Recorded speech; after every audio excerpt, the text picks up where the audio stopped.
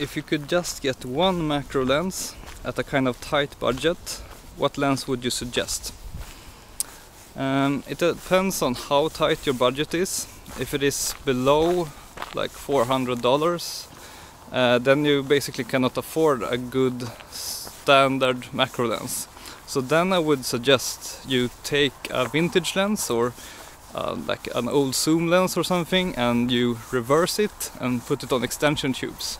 That way you will have a high magnification, great macro lens for almost no money at all. Extension tubes, you can get them cheaply from China for like, I don't know, $30 or maybe less. And then you also need a reverse ring that fits with your lens, which you can also get very, very cheaply. And those things together, you will get high magnification macro lens with good image quality, and the only downside is that it will be perhaps a bit clunky, and it will have a fixed magnification, so you will have to change the amount of extension tubes if you want to change the magnification, which kind of sucks in some cases. If you have a budget of like $400 or more, I would just buy any of the normal 100mm or 90mm or 105mm macro lenses. Buy one from, I think the cheapest ones you can get is probably the older Tamron macro lenses. I have one like that. They are really good. I think Samyang's macro lens, the 100mm f2.8, it exists for basically all popular mounts, and it is also really great value for money. I owned that lens and it is super sharp, and it's a great macro lens. So look into Tamron or Samyang. I think you would probably get the most value for your money there. But all of these 90, 100 or 105mm macro lenses that have 1:1 magnification, all of them are pretty good or really good. It doesn't really matter if you buy the one from Nikon or Canon or Sony or Sigma or Tamron. They are all basically the same. The price varies a bit, but yeah, they are all great macro lenses. So that is what I would recommend.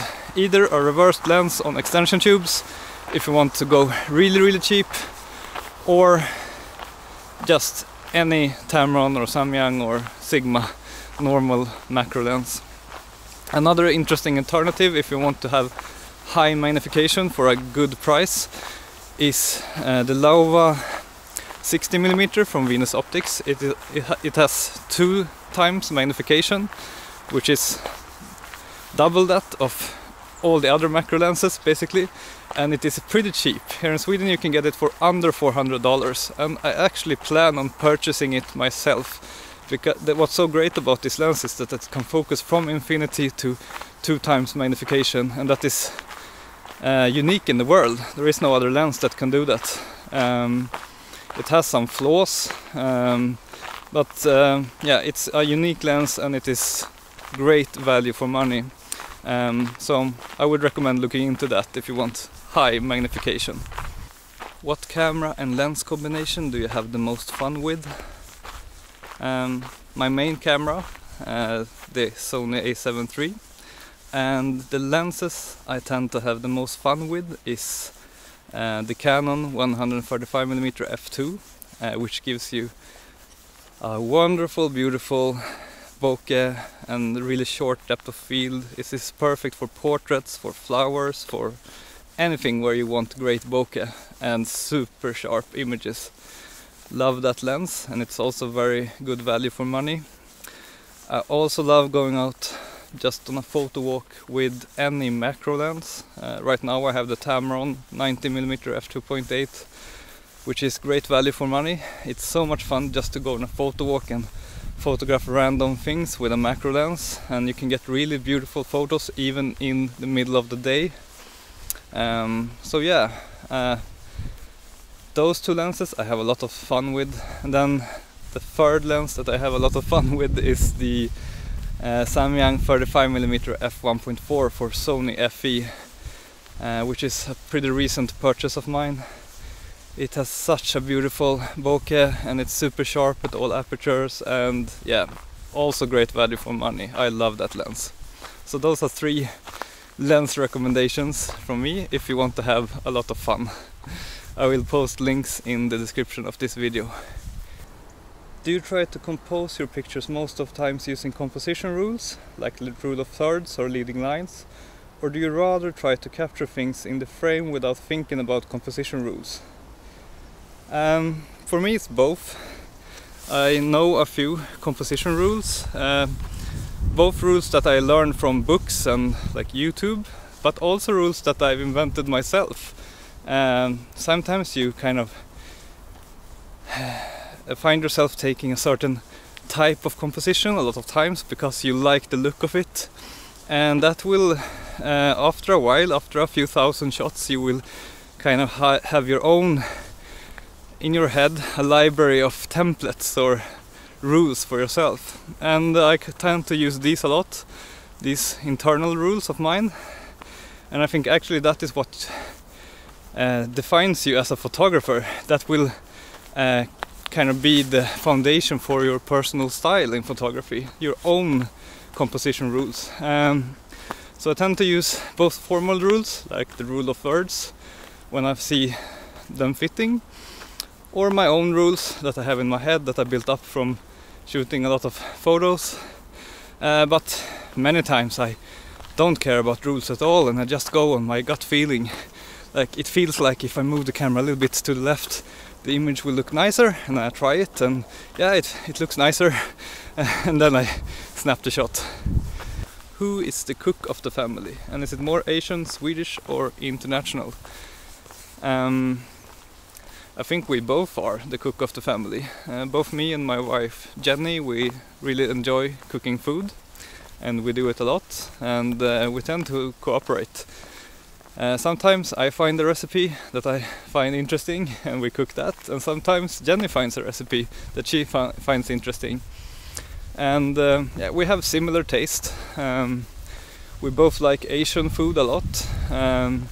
My wife, she looks Asian, but she's actually been living in Sweden since she was 4 months old. So it's not like she was raised with Asian food or anything, but yeah, we like Korean food, we like Japanese food, we like Italian food, and Swedish food we like a lot. And those, I think, are the most common foods that we cook. But for me, actually, I didn't know how to cook at all until like 3 or 4 years ago, when I decided to learn how to cook. Before that, I always ate outside in restaurants and whatnot. But that was in my previous life as a stressed out startup entrepreneur, so I kind of didn't have time to cook, or at least I didn't think I had time. But then I decided I want to learn how to cook, and I started cooking a lot of vegetarian food. And actually I kind of like vegetarian food a lot, not because I it's not primarily because of that I don't want to hurt animals or the environment and such. I mean, these are good reasons to be a vegetarian, but for me it's about the taste and the feeling I get in my body when I've eaten vegetarian food. I feel healthy, I feel full, but I don't get tired as I often get from meat. So yeah, I mean, we cook mostly vegetarian food, like 80% of it, and there is a Swedish website called Jävligt Gott, which basically means fucking good, and they have really good recipes for vegetarian food, and that was the website I used to learn how to cook. So most of the recipes I know are vegetarian, so I can really recommend that. There are so many really great vegetarian recipes. There are a lot of questions about my super macro rig. One question is, do you get any better image quality with a dedicated macro lens than you get with a reversed normal lens? And I think that no.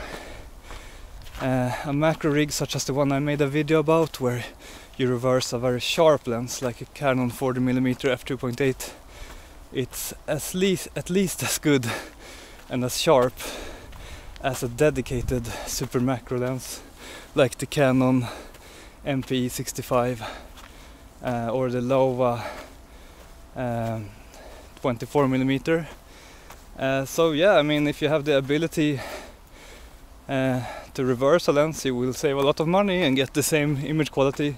The only real benefit, I would say, with a dedicated macro lens or a super macro lens is of course that you can focus at many different distances, but without changing, adding or subtracting extension tubes. So yeah, if you're okay with just being able to focus at one magnification at a time, a reverse lens on extension tubes is a really good and really cost-effective solution.